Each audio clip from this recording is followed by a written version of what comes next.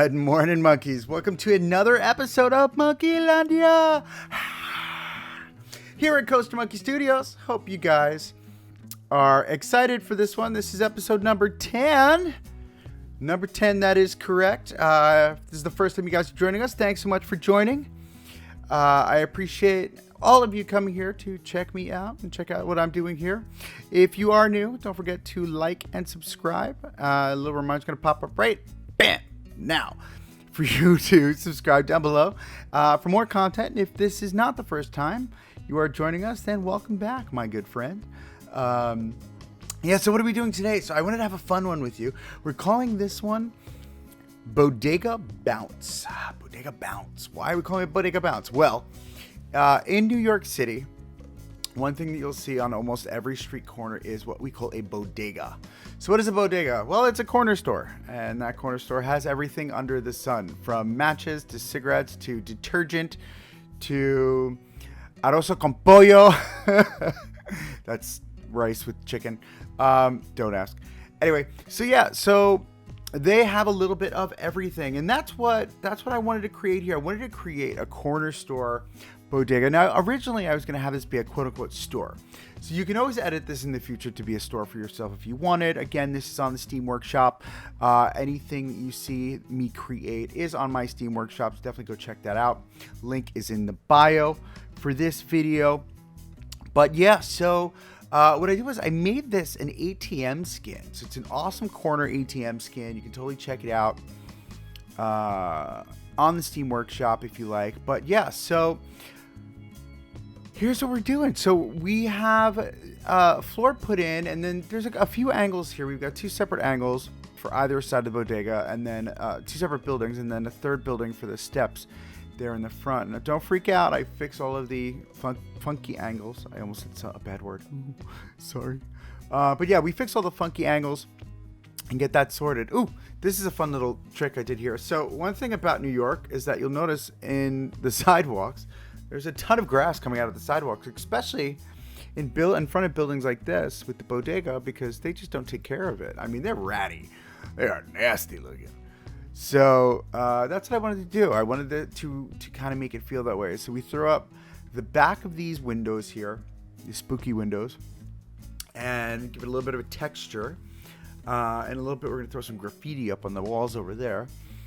And one thing you will notice, though, is that I do put in faux windows, and those faux windows change because, unfortunately, I had, obviously, like I mentioned multiple times before, a computer change.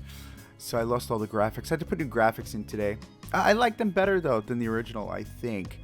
But, yeah. So what am I doing here? This is actually along New York, you'll see these. They're entryways to the basement, like stores and stuff, or storefronts. That's what this is here. So as I'm just futzing around here, trying to figure out how to make this work, I use this slatted roof for it because we really don't have any diamond cut metal. If you know what I'm talking about, like the diamond pattern you'll see very often on metal grates, a lot of times on roller coaster stations or at roller coaster stations. So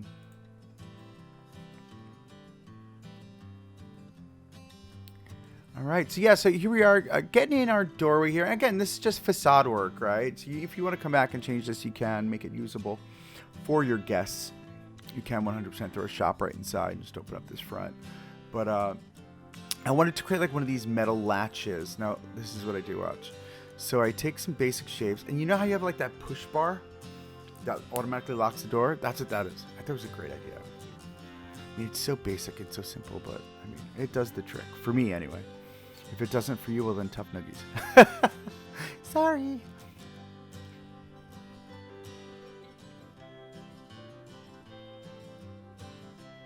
I do a lot of futzing around with this one, and I wound up, look at what I did here. I wound up taking a trim and turning it to its side. It's a really great way to create, how do you call that? A sill for a window, if you needed to. I mean, again, think of different ways to use the stuff in the game, because there's so many more options than what, is at face value, if you will.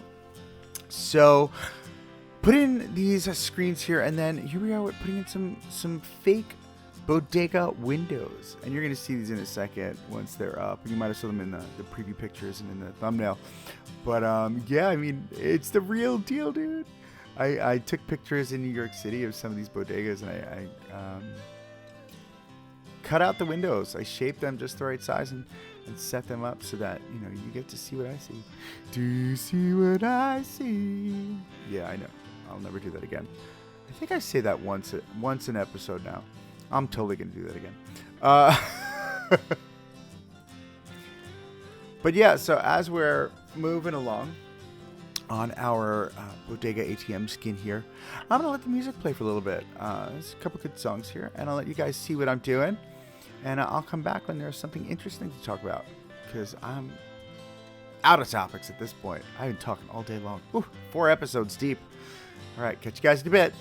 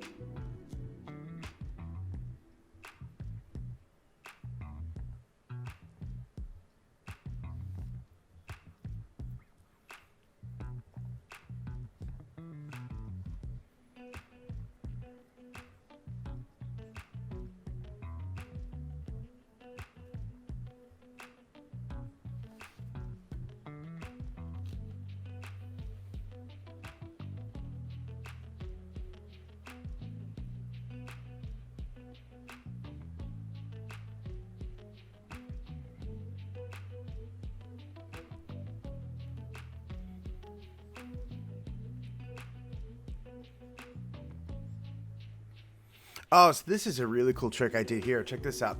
I made a roll down gate by using basic shapes and that stupid pole. And I put it down just to drop to give the idea of a facade, right? So it's obviously fake. It's not real. You know, this real building, I don't know, maybe this is extra storage for the Gulpy slush, which is right next door. Who knows? One thing I did notice here, I've got to, and this is where we're going to have, this empty space here. I'm going to have to figure out a way to close this off because I want this to be backstage, a backstage area for, operations and stuff. And granted, I'm on the fence because I want it to be realistic, but in the same breath, I want it to be over the top, right? So how do you marry the two without making it look silly, right? And that's what I'm trying to do here. I don't know. I don't know if I'm hitting the mark, but I'm definitely going to have a backstage area behind here, behind this warehouse that leads all the way back to our chief beef, modern chief beef. All right, so that's what's going to go back there. And one thing about New York City bodegas, they all have this same exact sign. It doesn't matter where you are in New York City. You could be in Queens, you could be in Brooklyn, you could be in Manhattan. It doesn't matter. They all have the same sign. It's like they all got on the phone and said, hey, so what sign are you using? You're going to use this sign? Okay, we're all going to use this sign. Yeah, no, it's really that crazy. So we mimicked that sign. Every picture that I took had the sign in it. So it's like, you have to make it that quintessential bodega, New York City bodega. This is how you do it, bro.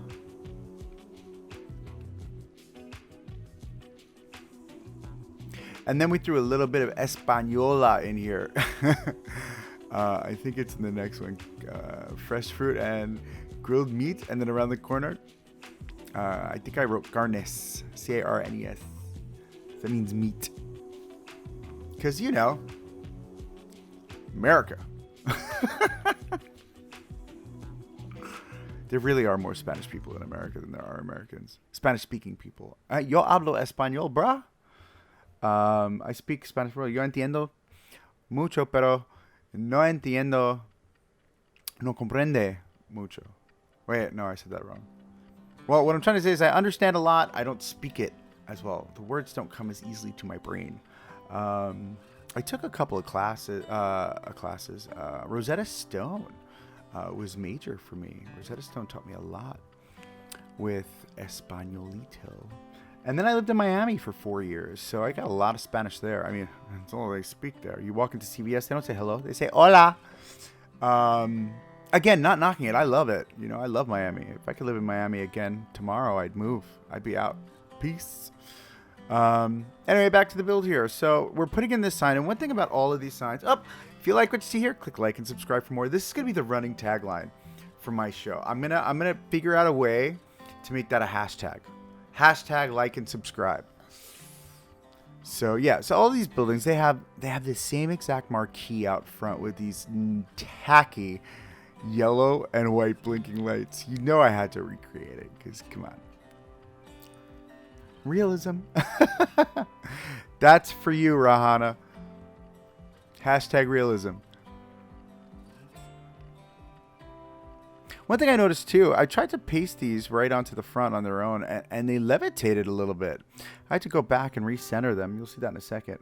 But I was something to be mindful of. Double check and triple check your work, because it can get really frustrating when you go back to a building you built like 5 years later, and you're like, oh wait, hold up, wait a minute.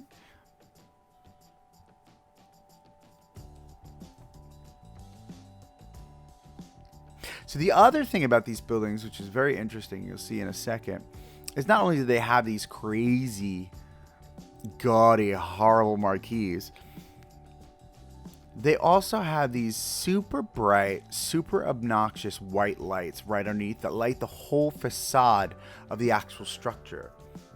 Because they don't want to get robbed. So they put this bright, bright, bright white light. And you're just like, damn, bro. That's some bright stuff right there. I love the windows got Corona. Coors Light $5.99. Yeah, not that I'm condoning drinking. I'm not condoning drinking. I barely drink myself. It just fits the establishment, right? It's all about the magic. Getting lost in the magic as per Disney.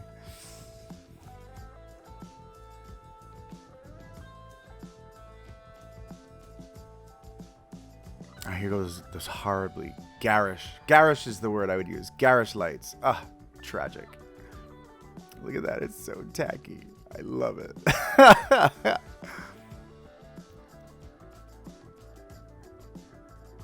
Yeah, they really look like that. Google Bodega, New York City, and you will see exactly that. Trust me.